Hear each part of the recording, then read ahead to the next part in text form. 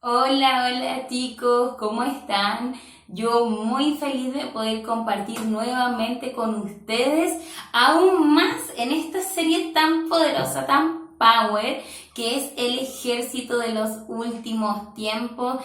Y chiquillos, tengo que bendecir la vida de Cotetito Luis, la vida de Elías por las tremendas palabras que nos han entregado, partiendo por Cote Luis, quien nos habló acerca de este todo o nada, ¿verdad? A través del testimonio de Mateo, de Leví, que él decidió dejar todo con tal de seguir a Jesús. Y fue esa misma invitación que Cotetito nos hizo a nosotros, nos hizo un llamado a poder soltar aquellas cosas que hoy día nos alejan del Señor, pero que en nosotros está el tomar la responsabilidad y el ser conscientes de que podemos volver, de que nada está tan perdido para el Señor que Él no pueda rescatar.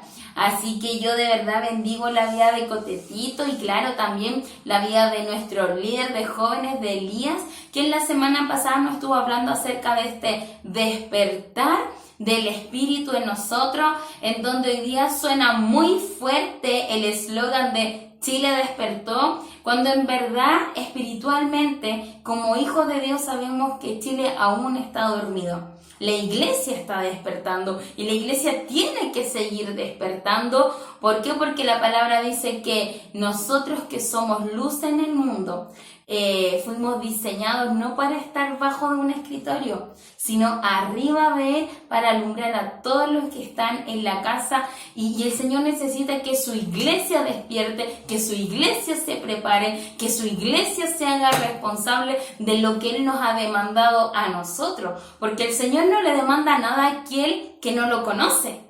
El Señor pone demanda en sus hijos, en aquellos que han decidido aceptarlo, recibirlo en su corazón y tener esta comunión con Él a través del Espíritu Santo. Entonces, sobre nosotros hay una demanda, sobre nosotros tiene que haber un despertar, Señor. Y qué hermoso como Elías nos llevaba a este despertar a través de los sentidos. De verdad fue tremendo, así que yo bendigo la vida de Cotetito, bendigo la vida de Elías también, quienes nos han edificado a través de todas las series que hemos tenido como jóvenes. Y en este día, chiquillos, a mí me gustaría un poquitito hablarles acerca de este llamado a la misericordia. Y calmadito, porque usted ya va a entender a qué me refiero con este llamado a la misericordia.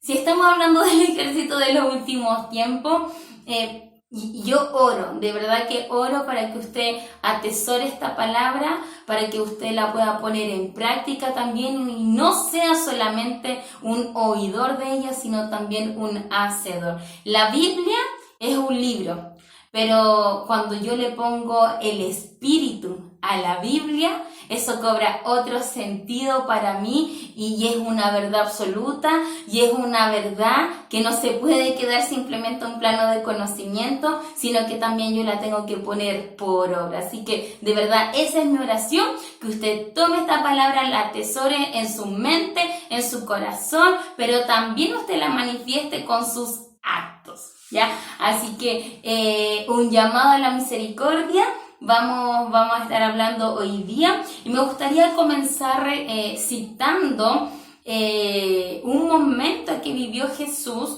en Mateos capítulo número 9 en el versículo 35 y 38. Así que si tienen sus Biblias lo pueden leer conmigo. Recorría Jesús todas las ciudades y aldeas, enseñando en las sinagogas de ellos y predicando el evangelio del reino y sanando toda enfermedad y toda dolencia en el pueblo. Y aquí yo quiero que usted ponga mucha atención.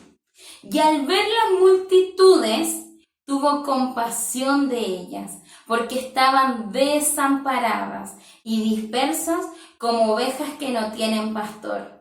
Entonces dijo a sus discípulos: a la verdad la mies es mucha, mas los obreros poco. Rogad pues al Señor de la mies que envíe obreros a su mies. Encuentro tremenda esta palabra. ¿Y por qué quise hablar un poquitito acerca de la misericordia en tiempos de ejército? Y es básicamente porque todo ejército tiene un plan de ataque. Todo ejército sabe a lo que se va a ir a enfrentar y por consecuencia se prepara de acuerdo al oponente que va a enfrentar.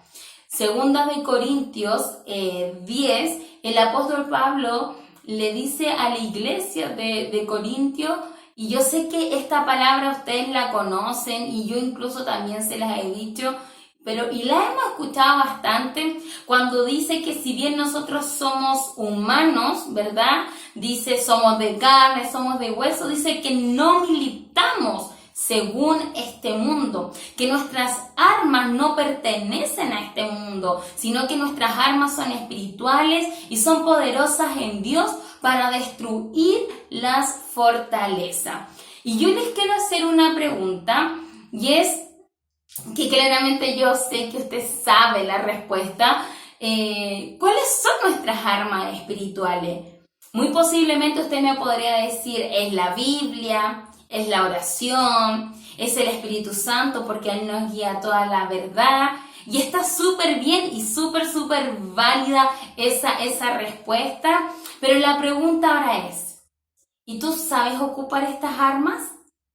¿Por qué? ¿Por qué les pregunto esto? Porque todo soldado que llega a un ejército llega quizás sin aprender a ocupar un arma y necesita un tiempo de preparación para saber ocuparla. Entonces muchas veces nosotros también en planos espirituales y sabiendo que somos hijos de Dios, claro, conocemos nuestras armas, pero muy poquititos las saben ocupar de una forma correcta. Y es cosa de meterse en las redes sociales para saber de que no estamos ocupando esta arma tan poderosa de una forma en donde el cuerpo de Cristo y las naciones puedan ser edificadas. Bastó con que se nos mostrara un conflicto social para ver realmente de lo que abundaba en nuestro corazón, si abundaba la palabra o abundaba nuestra propia opinión, ¿verdad? Hoy día uno ve una batalla en el pueblo evangélico, pero no precisamente con el mundo, sino que con nosotros mismos, viendo quién tiene la verdad. Y es súper triste y es súper doloroso. Y yo digo, si a mí como persona me duele ver eso, ¿cuánto más al Padre le debe doler en su corazón el hecho de ver que sus hijos no están ocupando la palabra de una forma correcta? Entonces, claro, nos estamos preparando como ejército, tenemos armas asignadas, pero lamentablemente no siempre sabemos ocupar estas armas. Y esto es lo que a mí me encanta de Jesús, y por eso doy gloria al Señor, que Él sea nuestro modelo. Y si bien uno dice, claro, pero es que Jesús, pues Jesús no se va a equivocar, te digo algo, Jesús siendo el Hijo de Dios, Él necesitaba orar. Y no necesitaba orar para mostrarnos, no, porque Él necesitaba ser fortalecido, porque te recuerdo que Jesús no vino a la tierra como un superángel, Él vino en carne y hueso, Él se hizo humano por nosotros. Entonces Jesús vivió las mismas tentaciones que nosotros y para ello Él necesitó de la oración.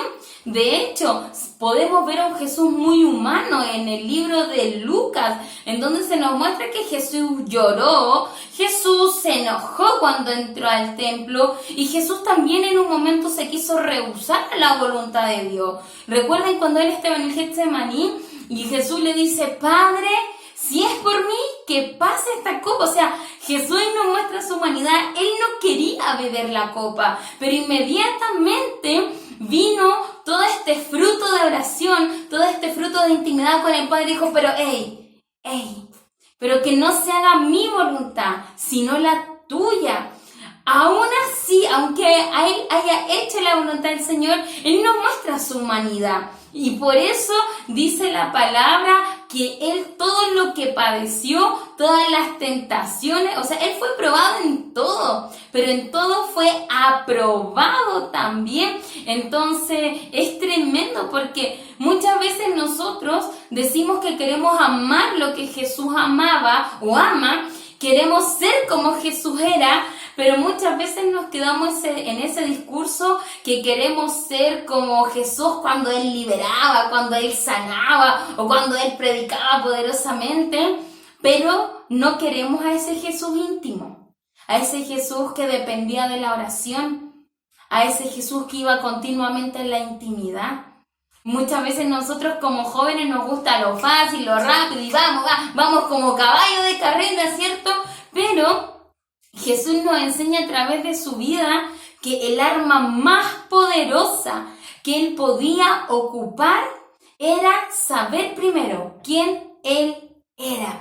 Y miren, y esto lo vemos muy bien reflejado en el libro de Juan, en el capítulo número 8, en el versículo 14, Jesús estaba con sus discípulos y hace unos días atrás había sido la fiesta de los tabernáculos, de conmemoración de los tabernáculos. Y Jesús estaba con sus discípulos y llegaron los fariseos. Usted sabe que los fariseos siempre le trataban de buscar las llaguitas a Jesús, pero Él siempre muy sabiamente sabía cómo responder. Y Jesús comienza a decir que Él es la luz del mundo.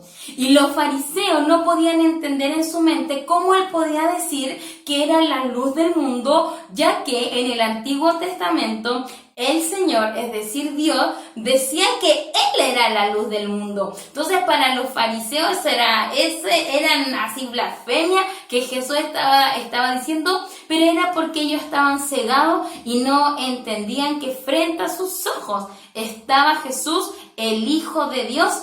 Y en medio de esta conversación, Jesús les dice a estos fariseos que, por cierto, Jesús nunca tuvo afanes de estar peleando con ellos, nunca lo podemos ver que se agarró a combos con ellos, sino que Jesús siempre respondía con la palabra. Y eso es súper importante, porque Jesús sabía quién Él era, ¿verdad? Y que fue un arma muy poderosa para Él, y creo que es la base de nosotros como cristianos, saber quiénes somos en el Padre, y así Jesús lo deja manifiesto cuando les dice: aunque yo doy testimonio acerca de mí mismo, mi testimonio es verdadero, porque sé de dónde he venido y a dónde voy, pero vosotros no sabéis de dónde vengo ni a dónde voy. Y creo que esta era el arma número 1 y la principal que hacía de Jesús, ¿verdad?, un hombre tan victorioso y un hombre tan influyente en ese tiempo. Y era que Él tenía la película clara y Él sabía de dónde venía, Él sabía para qué había venido a la tierra y Él también sabía a dónde iba a regresar.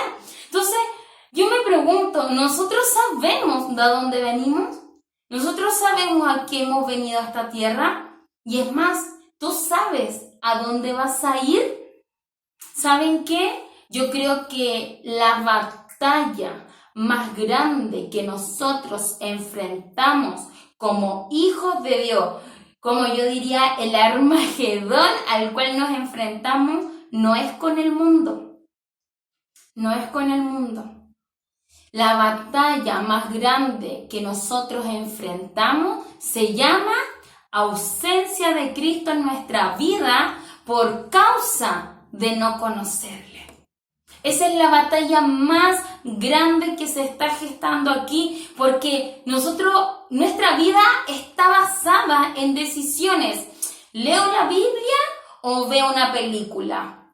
¿Oro o me meto al celular a ver las redes sociales? Y estamos continuamente tomando decisiones, ¿verdad?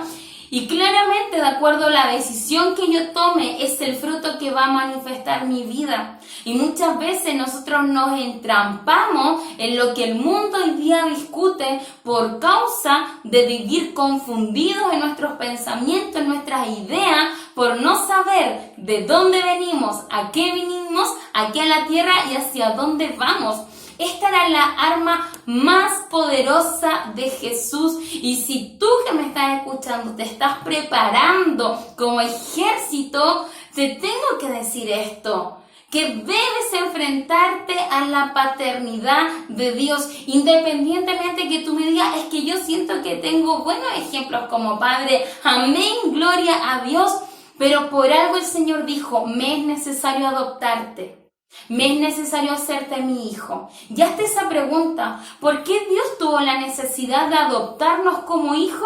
Y es porque Él sabía que iban a haber vacíos en nosotros, que nadie lo iba a poder llenar, solamente Él. Así que esta es la primera invitación que yo te quiero hacer, que tú te enfrentes a la paternidad de Dios, que te enfrentes a su amor y que sepas ¿cómo fuiste conocido en su corazón? El apóstol Pablo nos habla mucho de esto en sus cartas paulinas, cuando nos dice que fuimos predestinados, que fuimos conocidos antes de la fundación del mundo, que cuando el Hijo venga vamos a saber cómo fuimos conocidos. O sea, yo te invito a que tú vayas a la palabra y que tú le pidas ayuda al Espíritu Santo, que te ayude a entender esto, que te revele esta verdad, que es un tesoro, es una riqueza, saber que eres hijo. Porque cuando tú sabes que eres hijo, tú también sabes cuál es tu herencia. Y tú también sabes a qué o qué está disponible para ti.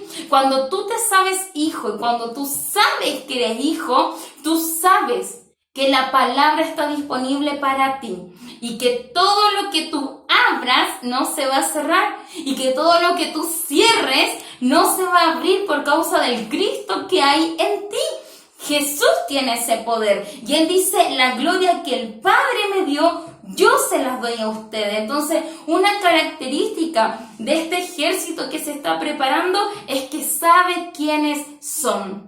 Y esto es tremendo, porque cuando tú sabes quién tú eres, chiquillo, es que nadie te va a parar. Nadie te va a parar. Pero también hay algo súper importante que entender de esto.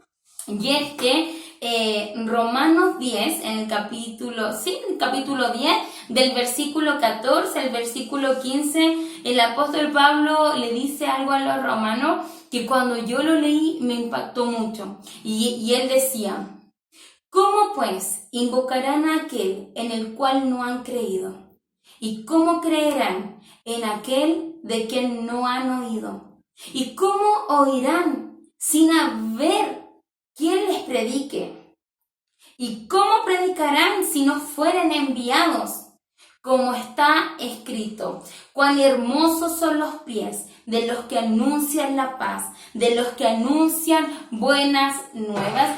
Y esto me parece tremendo, chiquillos, porque el apóstol Pablo tenía un propósito cuando él tuvo un encuentro con el Señor. Y es que él dijo, ¿cómo las personas van a creer en Jesús si no hay nadie que les hable? ¿Cómo las personas van a oír de Jesús si no hay nadie que les pueda contar quién es Él? ¿Cómo? Y yo creo que Jesús nos dejó una gran comisión. Y esta gran comisión es ir y predicar el Evangelio a toda, ¿verdad? A toda criatura, a toda persona, bautizándolo en el nombre del Padre, del Hijo y del Espíritu Santo. Y todos tenemos ese mismo propósito. El tema está en que la forma en cómo lo va a hacer cada uno va a variar. Ahora, yo me pregunto, el ejército que se está preparando, los hijos de Dios que se están preparando en la intimidad, ¿cómo se comportan frente a la multitud? ¿Cómo es nuestra conducta frente a una publicación que va en contra de lo que nosotros creemos? ¿Cómo es nuestra conducta cuando vemos que nuestro hermano está confundido, se siente agobiado y está como desamparado? ¿Qué hacemos? ¿Lo bloqueamos? ¿Qué hacemos? ¿Ponemos en silencio su historia? ¿Lo eliminamos de una? ¿Qué hacemos? Y a mí esto es lo que me encanta de Jesús. Y es que Él tenía compasión de las personas. Jesús sabía que las personas estaban agobiadas, que las personas estaban desamparadas. Y Él dijo, cuando las miró, dijo, tuvo compasión de ellas. Sabía que eran como ovejas sin pastor, pero muchas veces nosotros nos creemos los superpower, así preparándonos como un ejército y todo el tema, y no hemos entendido que el arma más poderosa que tenemos es la palabra de Dios, y en esta palabra de Dios lo que fundamentó el ministerio de Jesús era la compasión, era el amor, era la misericordia por los otros. De hecho, Jesús mismo dijo, en esto van a conocer que ustedes son mis discípulos, en que se amen los unos a los otros. Jesús, en la oración que nos manifiesta Juan, todo lo que Él le dijo a sus discípulos tenía relación con el amor, que amen, que amen, que amen. Y ese es el fundamento número 1 del ejército que se prepara. Esa es la característica número 1, el amor que tengamos. ¿Cómo es la inclinación de nuestro corazón frente a la multitud? ¿Saben cuál fue la mayor revolución que hizo Jesús aquí en la tierra? Fue el amor.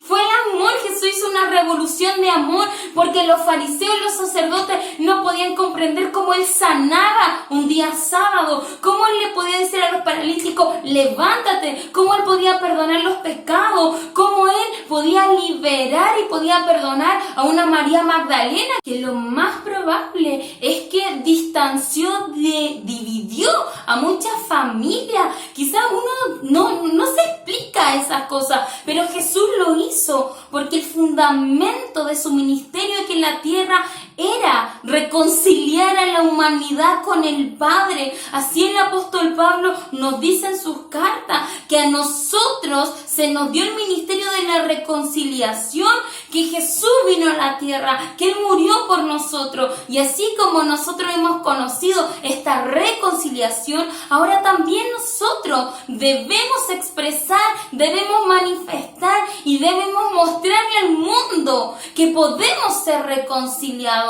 Podemos mostrarle al mundo cómo ellos fueron conocidos y que en el camino quizás, claro, hubo confusión, hubo distanciamiento. La gente hoy día tiene su propia fe. Ellos creen a Dios, pero en su manera. Pero el Señor nos llamó a nosotros a prepararnos, pero no a prepararnos para salir a batallar y ver quién tiene la razón y quién no. No, chiquillo, esa no es la intención de prepararnos de este ejército de los últimos tiempos. No es que usted va a salir con la espada, con la palabra y va a empezar a tirar, a bombardear. No, chiquillo, si queremos ser el ejército de los últimos tiempos, si nos queremos preparar para ello, entonces hagámoslo a la forma de Dios, hagámoslo a su manera, ocupando sus armas, pero ocupándolas bien, ocupándolas sabiamente, entendiendo que Jesús no anduvo por la vida peleando con los fariseos, peleando con los sacerdotes, que en Él predominó el amor, predominó la misericordia, que cuando Él veía a las personas, Él tenía compasión de ellos. Por eso, y ahí el génesis de todo lo que Jesús hizo mientras Él estuvo aquí en la tierra. Y esa también debe ser nuestra motivación. Tenemos armas, chiquillos, pero tenemos que saber ocupar estas armas, porque un arma en manos de un niño es peligrosa. Es peligrosa, chiquillo. Un niño, imagínese un niño con una pistola. Imagínese un niño con una pistola. Sabemos que es peligroso. Y Elías nos hacía mención la semana pasada de lo que la palabra dice, de que la palabra, el alimento sólido, se le da a los hijos maduros. Y yo sé que usted es un hijo maduro,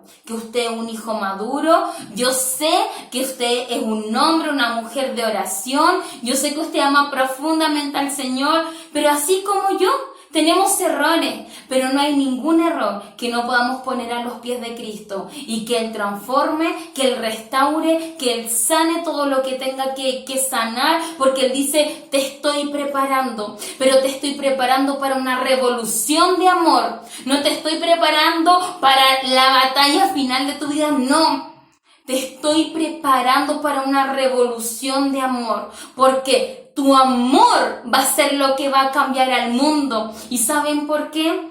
Porque eso fue lo que provocó Jesús en los discípulos.